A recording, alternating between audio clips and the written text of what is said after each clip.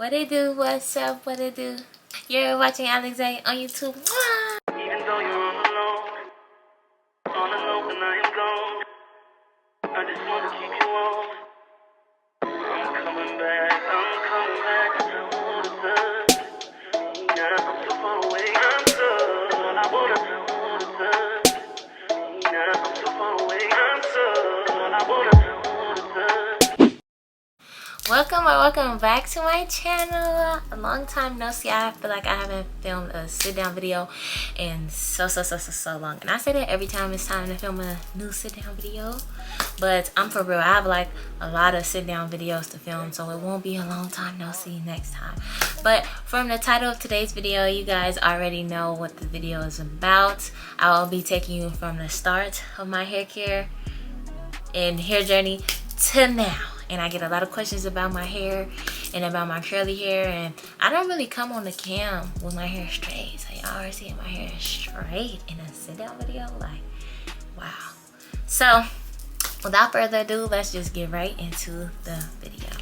All right, so here we are. I have a very healthy, very long curly hair, and I know you probably like, girl, what? Curly.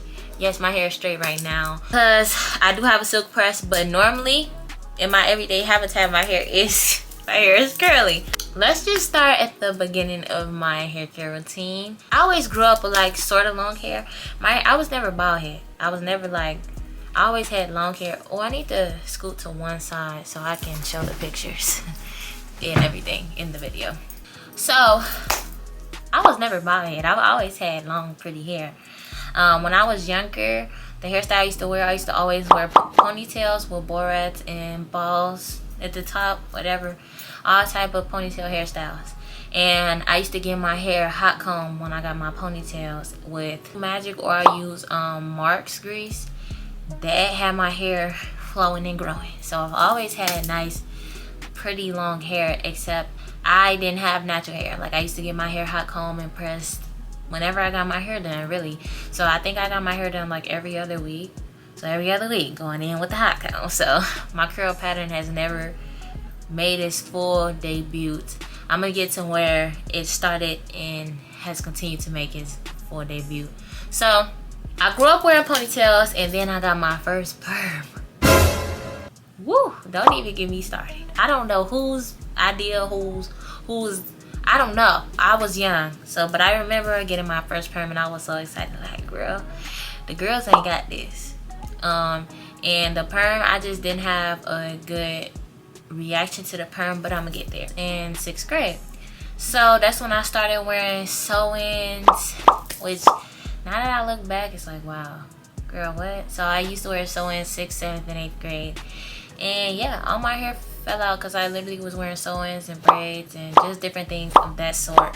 And I would just get my leave-out perm, and yeah, it was making my hair fall out. So I would get it permed every time I got my hair done, which was like I wore my sew-in for like 3 months, and that was also not helping. So I was bald head. Yes, now I was bald head. This is like when I was a freshman in high school. And then something had to give, so I started wearing my natural hair. I wouldn't wear a lot of protective styles, but when I very first like wore my natural curl pattern out, didn't have no product in my hair, I'm like, I'm finna grow this perm out my hair. I was a sophomore in high school, which is crazy to think about. Sophomore in high school, and yeah, I think that's when I stopped wearing sew-ins. So now I'm a sophomore in high school, and I started doing finger coils in my hair. My hair is extremely short and damaged, but the finger coils and like braid outs and stuff help mask that a lot, because baby, when I tell you, I didn't have no hair. I had a scoop of hair, maybe, and I had a lot of perm damage and heat damage on top of that, but I didn't want to cut it off. I didn't. I'm just like, I can grow this. Fast forward to now. I have been natural for, I was 15 when I started, and now I'm 20. I've been natural for 5 whole years, and I still haven't cut no perm or heat damage out of my hair. I just stopped putting heat on my hair completely. That's what started. I stopped putting heat on my hair completely, unless I was blow drying my hair, which even when I was blow drying my hair, I really didn't like put it on a super hot setting. It was on hot, but not the highest setting. And yeah, I've been natural for 5 whole years. Woo! No perm. I do put heat on my hair occasionally, but no perm. No heat damage either. So let's start when I started dyeing my hair. So I was natural for about a year and some change before I started dyeing my hair. I started dyeing my hair when I was 16 years old. I was also a sophomore. This is the end of my sophomore year though. Summer before my sophomore year is when I started wearing my real hair. So now we at the end of my sophomore year. I dyed my hair red. Now I begged and begged and begged my mom to please let me dye my hair. Please let me dye my hair. She's like, no, you're not dyeing your hair. And then finally she let me dye my hair when I turned 16. But I was 16 for a while though when she finally was like, okay. And yeah, I didn't use no bleach on my hair. I used L'Oreal High Colors to dye my hair and 30 or 40 developer. I don't use no bleach. So with the dye my hair, I dye my hair twice a year. Once at the beginning, once towards the middle. I don't dye my hair no more than every 6 months. And yeah, that's how I also stay away from damage. I know people like to go in and re-dye their roots. I really don't have a problem with my roots growing in. When it's time for a re-dye, my hair looks brown. So, and I really don't like that. But a lot of people say that they like my hair when it is that brown color. Like it fits me. Which I don't have a problem with the brown, obviously. But I just really love when my hair is red. Like red. Okay. I first dyed my hair, I was 16 and I didn't put heat on my hair for a whole year. I didn't put heat on my hair for a whole year because I was really scared of damage. But I didn't have any damage from dyeing my hair. I have noticed that my curl pattern has gotten a little bit looser, but no necessarily damage. Like I still have curls. My curls are still very healthy. Even my stylist tells me, like when I go get my silk press, she's like, your hair is so healthy. And I'm like, the professional's telling me that my hair is healthy, and she always says that I do a really good job with dyeing my hair.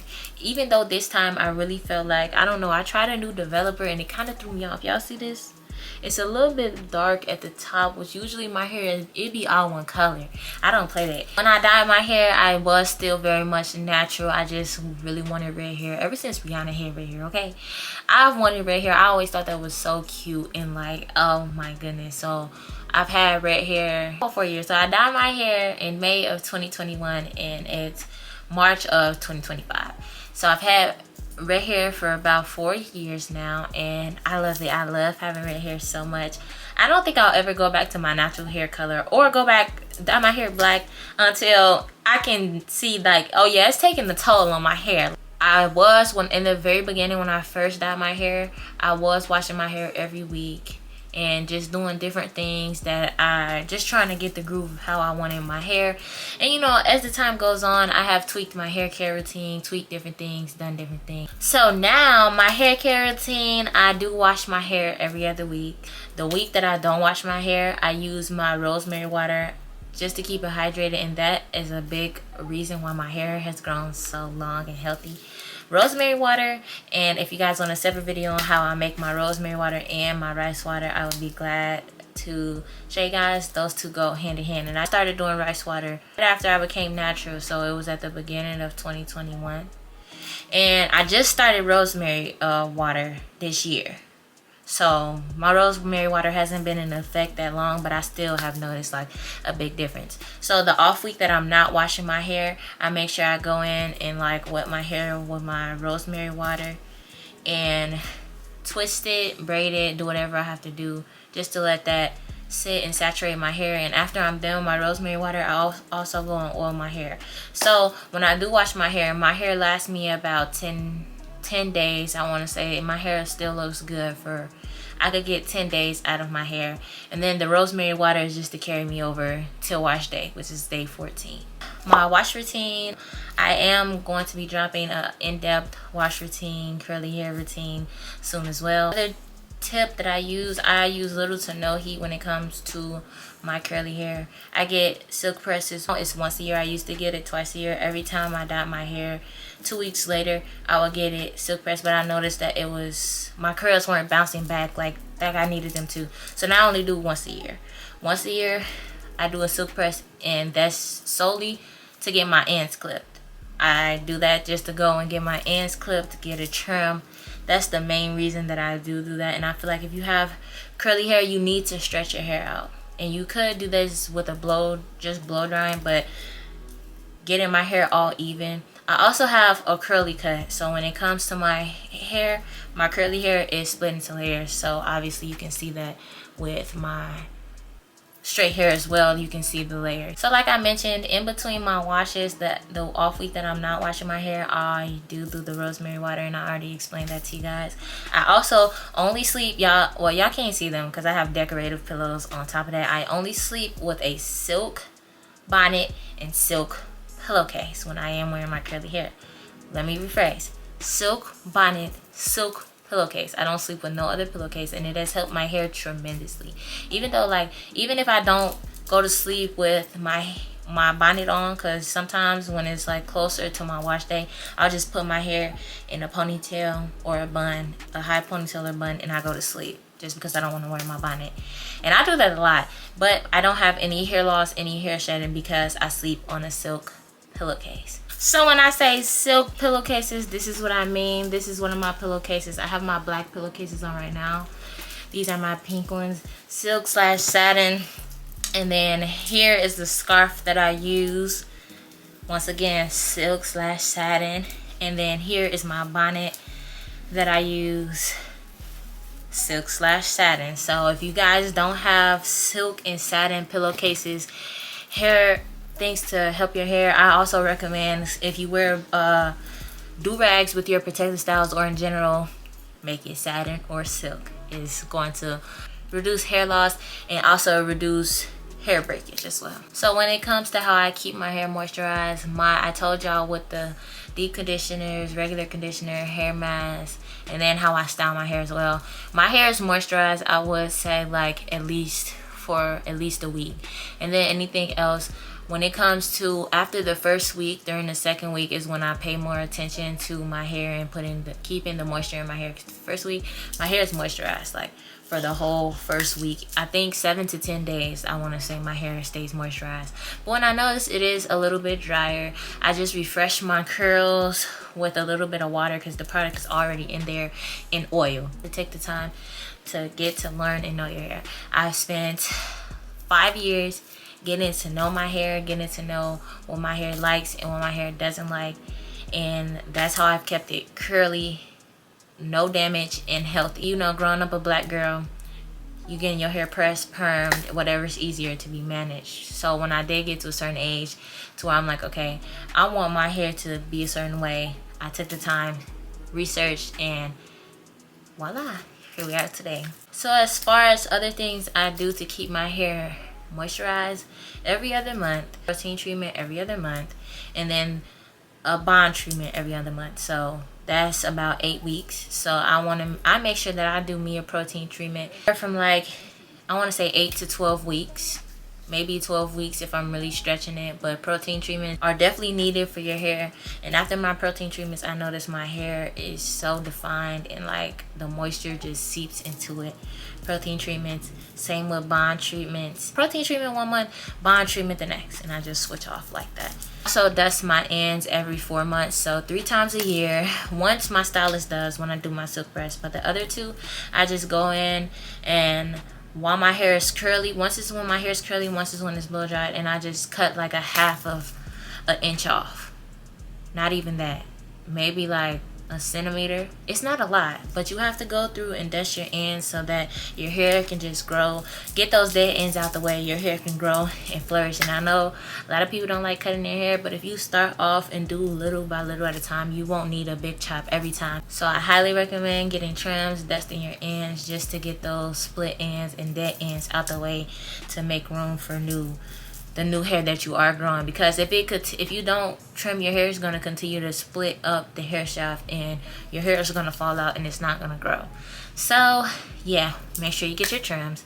And I also do a hot oil treatment every month. Wash at least 1 wash day throughout the month. I make sure I do a hot oil treatment, and I'll just put a list of oils that I like to use with my hot oil treatments, and I make sure that I also massage the oil into my hair, get my hair fully saturated, put a plastic bag over my head, put my bonnet over my head, and I go to sleep with it.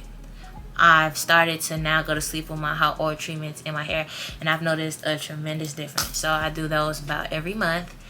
Maybe every other month if I do have a protective style or I get busy throughout the month, but I do make sure to incorporate hot oil treatments. Those are also really great for your hair. So now on to my straight hair. I've had my silk press up for, it's about to be 3 weeks and some days. So it's closer to 4 weeks or a month, and as you guys can see, it's still holding up great, beautiful. I put no extra heat on my hair. When I leave the salon after a silk press, I don't put no more extra heat on it. That's the key. And I'm also going to run you guys through my silk press appointment so you guys can see, like, I'm making sure it's little to, like, I don't want no damage, okay? Before my silk press, I make sure I do a hot oil treatment in my hair. I go to sleep with it. In the morning, I unravel my braids of my hot oil treatment. Oh, also, when I do my hot oil treatment, I section my hair into 4. Each section, I go in and I rub the ends, the root all the way down to the ends, and I drench it in oil, and then I just braid it or twist it up. So the day of my silk press, I just take my braids out, throw it in a ponytail, go to my silk press appointment. Does the whole 9 yards when I do go in. And she always compliments me on not only my color but also the health of my hair. So I gotta be doing something right, like I said.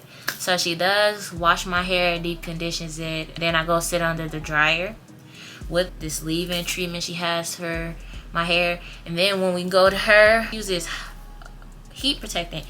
Invest in a good heat protectant. Now, I can't say that I use a heat protectant when I blow dry my hair.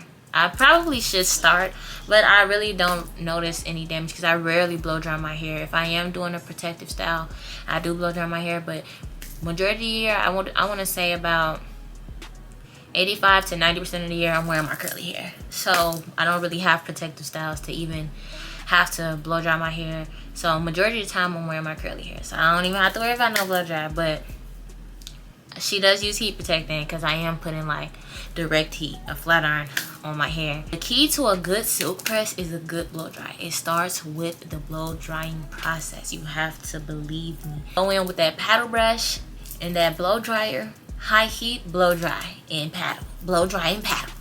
Like your blowout should be flowy. My blow dry at home versus her blow dry at the shop, it's not the same. It's not the same. Like my hair be flowy. That's how it should be. So you have to start with a good blow dry. And then when I do go in with the flat iron, my hairstylist only uses one pass. She goes in, does my edges first around the perimeter of my head. Then she goes in with one pass. And you know what she gonna tell me? She gonna tell me, yeah, your hair grew. She told me the wrong thing. Why would that lady tell me that? Why would she tell? I don't know why she would tell me that, but clearly what I'm doing is working, so y'all need to listen and take notes for real. One pass, that's all you need. One pass, okay? I usually leave my hair straight. Sometimes I got it curled once and I hated it, so I just always keep my hair straight, and she goes and gives me a trim, that's my ends, and that's it. To play with my hair a little bit, I ain't gonna lie. When I leave that salon, I do run a few errands. I do be cute. Like, come on now. I ain't had a silk press in how long? Yeah. I miss my straight hair. Every time it's time for a new, like, I love having straight hair. Don't get me wrong. But nothing tops my curly hair. My curly hair is a lot of work. But I'm going to stick with style. So when it comes to my straight hair, it's just such low maintenance. One of the key things that has kept my silk press good, wrap your hair. Learn how to wrap, because I did not know how to wrap first. Baby, I didn't know. So now, baby, you can't tell me nothing about wrapping. I wrap my hair every single night, and then put my scarf on, then put my bonnet on top of it. And then when I shower, I put a shower cap on top of that. And when I do shower, I take less hot showers. I like steaming hot showers, but I don't want to sweat my silk press out. So I turn the heat down tremendously. Like, it's still a hot shower, but it's not steaming. And I also shower with the window open. Also avoid sweating or heat at any cost. That's why I do it in the winter. So when it comes to the gym don't see me. I'm sorry, I'm not one of those girls. The gym don't see me. Anything that's going to make me sweat or my hair sweat does not see me, because my hair is going to revert like that. I am a natural girl. Nothing is going to see me. I'm sorry. Like, the gym girlies, I understand, but me personally, it's a no. It's a no, because I'm not putting no more heat on my hair either, so it's a no. So yeah, I avoid sweat, moisture at all costs. Now I can say with this silk press, my scalp has been extremely dry. But what has helped, I went and oiled my hair, just put some oil on my fingers and just rub it in my scalp, and also tea tree oil. Go on with some tea tree oil. That also helps the dandruff. When it comes to protective styles, me personally, I feel like it don't be protecting my hair. My hair, I don't know. It's something to be cute. Even braids. I noticed that my hair be dry. It not breaks off, but it's a lot of shedding. I don't know. So when it comes to protective styles, I don't wear my styles no longer than a month. A month is all a protective style sees out of me, and that includes closures. I don't get quick weaves, and I haven't had a sew-in in a long time either. So my protective styles, my go-tos are braids. Definitely braids, wigs, closure sew-ins, anything that's going to protect my full head of hair. Or even when it is my natural hair, mini twists, anything with braids, anything with twists, anything where I don't have to touch my hair or my hair isn't out every day. So when I do have my protective styles, I take a mixture. And in here it's just water and leave-in conditioner, and I mix that up and I spray that on my braids, on my mini twists, whatever protective style that I do have, just to keep my hair moisturized while it's in the style. Prep for my protective styles. Before I do a protective style, I always make sure that I'm deep conditioning. I'm doing a hot oil treatment, hair mask, deep conditioner, protein treatments, bond treatments, anything of the sort. When you are doing braids, it's going to just help your hair stay healthy while it's in there, because you know you're not touching your hair, you're not washing it. So that's a big thing for me. And then when I'm done with my protective style, I never go in the shower straight after taking my hair down. I always use a pre-poo. They are so great. So you don't have to spend hours in the shower detangling. No, use a pre-poo when you're coming off protective style, because your hair is going to get so tangled, so matted, it's going to take forever to detangle. My normal detangling process takes about, I want to say 10 to 15 minutes, no longer than 15. Thank you guys so much for watching today's video. If you enjoyed, please be sure to like, comment, subscribe down below. But without further ado, I'm out. Bye.